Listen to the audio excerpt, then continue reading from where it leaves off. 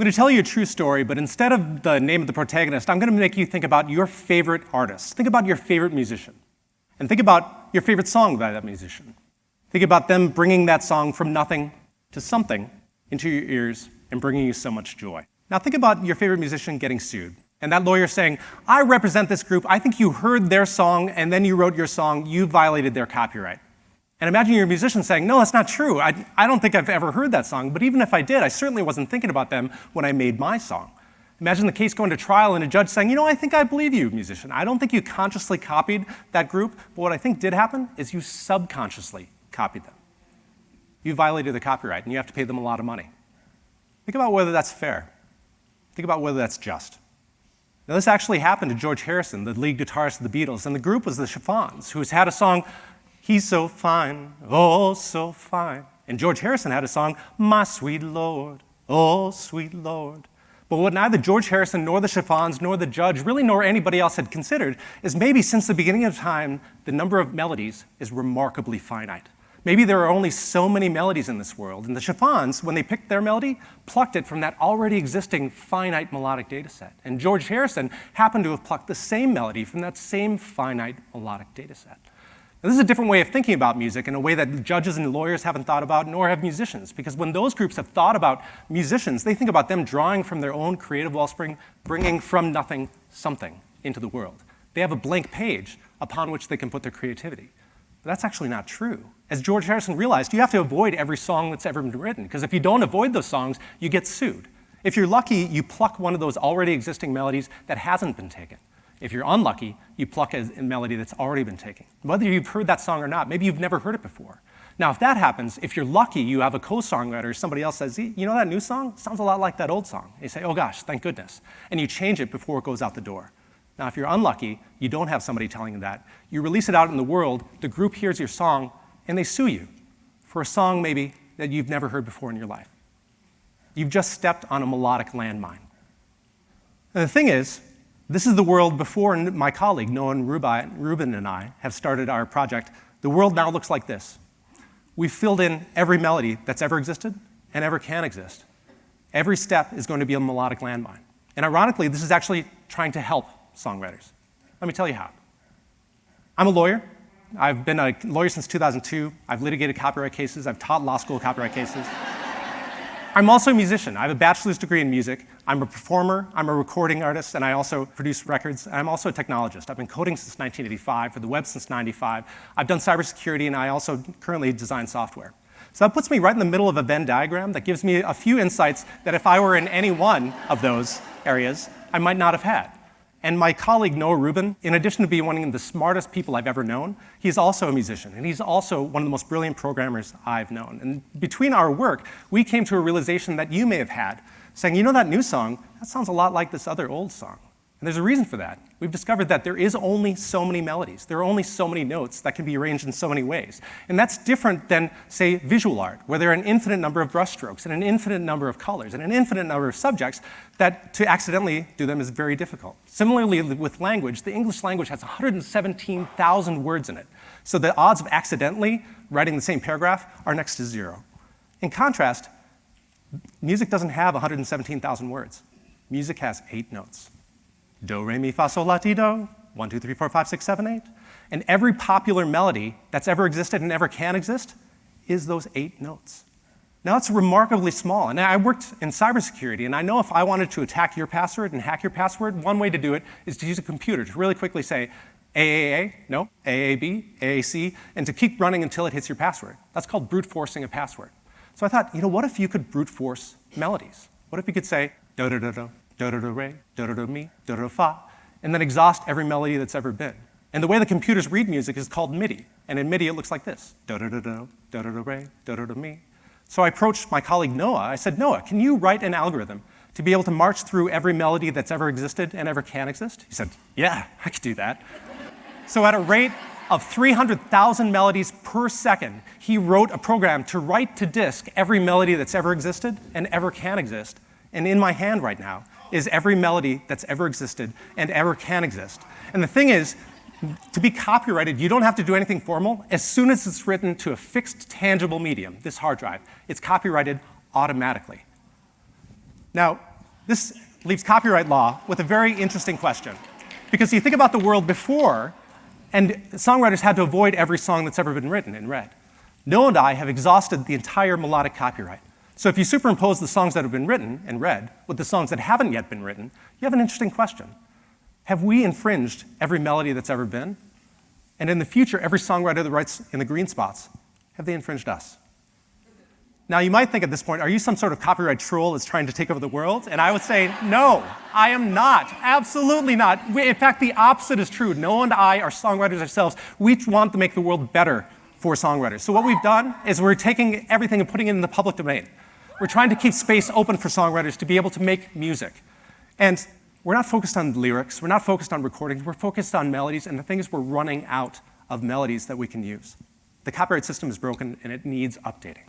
Some of the insights that we received as part of our work is that melodies to a computer are just numbers, because those melodies have existed since the beginning of time, and we're only just discovering them. So the melody, do, re, mi, re, do, to a computer is literally 1, 2, 3, 2, 1.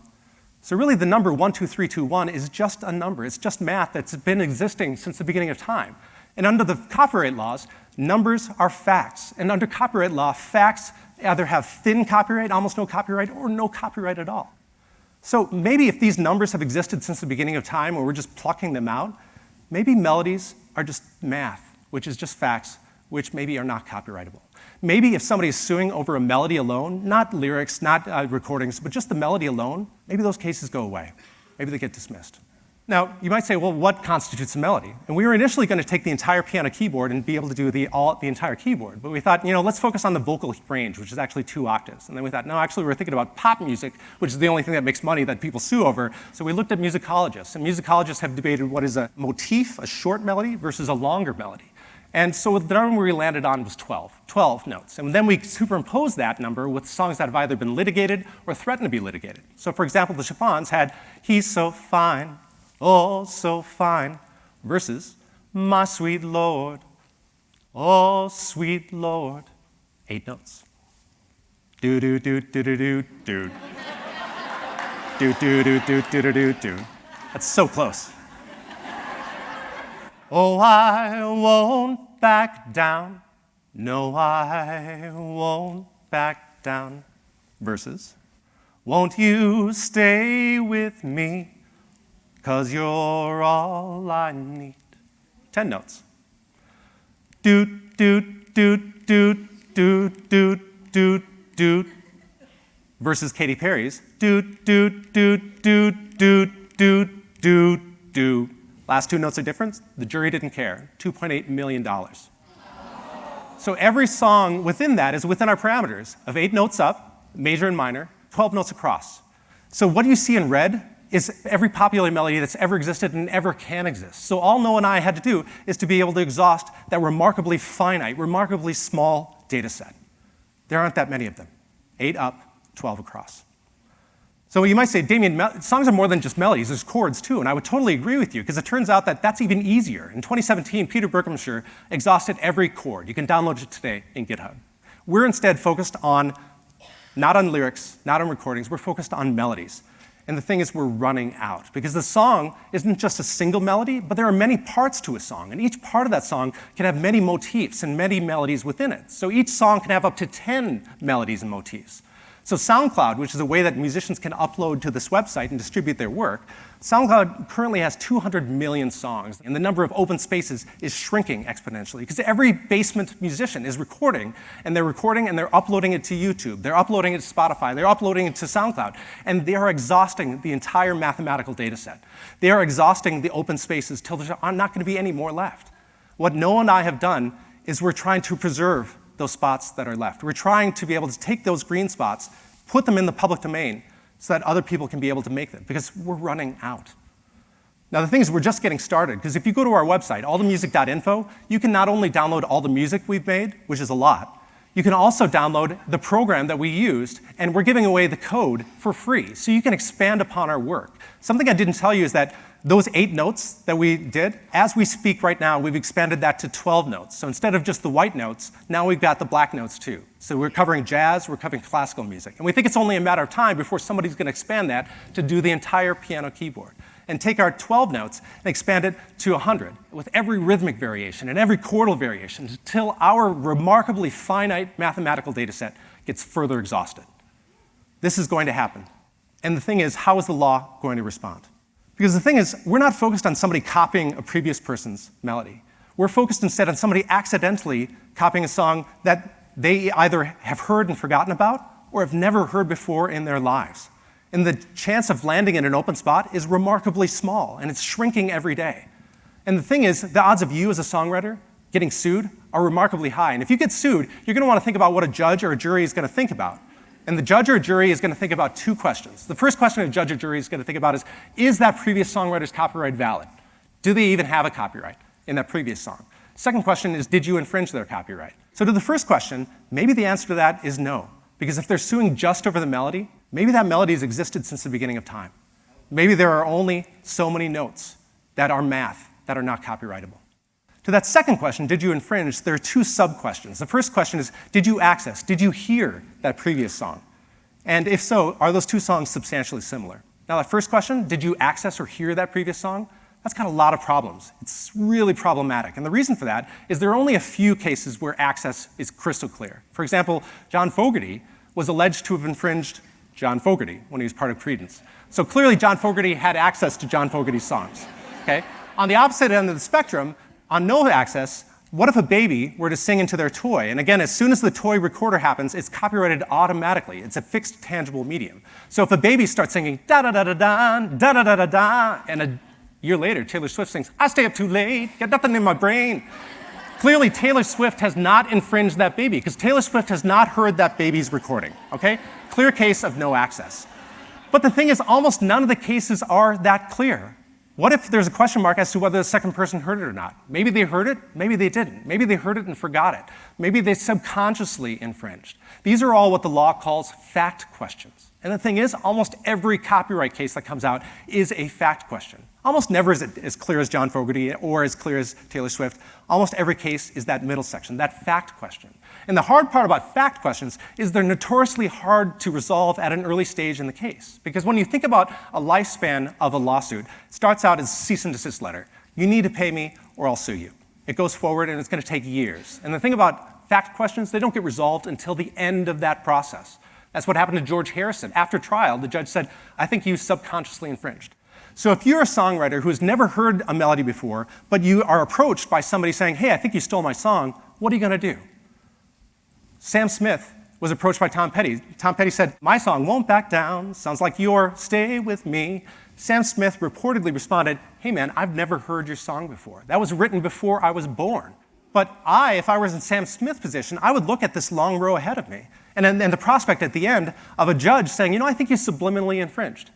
So what are you going to do? It's not surprising that Sam Smith made Tom Petty a co-songwriter, giving Tom Petty a lot of his songwriting royalties.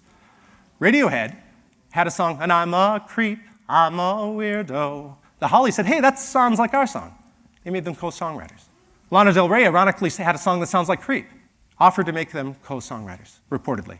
Katy Perry had a song that she testified, and all of her co-songwriters testified, I've never heard that previous song before in my life. And the other side didn't dispute it. They say, we have no evidence that they actually heard the song, but we did have 3-point-some million YouTube views, so they must have heard it. A jury agreed with them, and Katy Perry was on the hook for $2.8 million.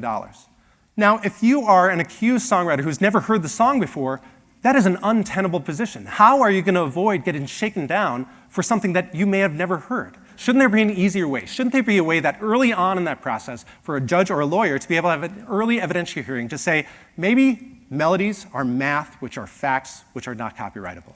Or maybe there's no evidence showing that this later person has heard the earlier person's song. Maybe the idea of subconscious infringement goes by. Now, if you are a songwriter, you should really care about this because each day you are walking in a minefield that you didn't even know was there. You're trying to avoid every song, whether you've heard that song or not. And Noah and I, we're trying to preserve those open spaces so that you can be able to make the music in the public domain in a way that you've always thought it. The question is not, have I made this new song or not? Because no song is new. Noah and I have exhausted the data set. The real question is my song a green song or is my song a red song? Or perhaps the real question is, should you have the blank page that everybody thinks is there in the first place? If you're a judge or a lawyer, think about having an early evidentiary hearing to be able to take the evidentiary burden from the defendant to prove negative, that they've never heard that song, and bring it back to the plaintiff where it belongs, that they have to prove that the other side heard the song, and they have to prove that that melody is more than just a fact. And if you are a song lover, you should really care about this, because the current state is a chilling effect on songwriters. Something that I haven't told you is that George Harrison, after the trial, he stopped writing music for a while. He told Rolling Stone that, after the trial, it's hard to start writing again because every song I hear sounds like something else. There's a reason for that, George. Because there are only so many notes. There are only so many melodies. And the open spaces are running out exponentially. Now, ironically, Noah and I have made all the melodies and put them into the public domain in an effort to try to give songwriters more freedom to be able to make more and more music and less fear of accidentally stepping on musical landmines. Noah and I have made all the music to be able to allow future songwriters to make all of their music. Thank you.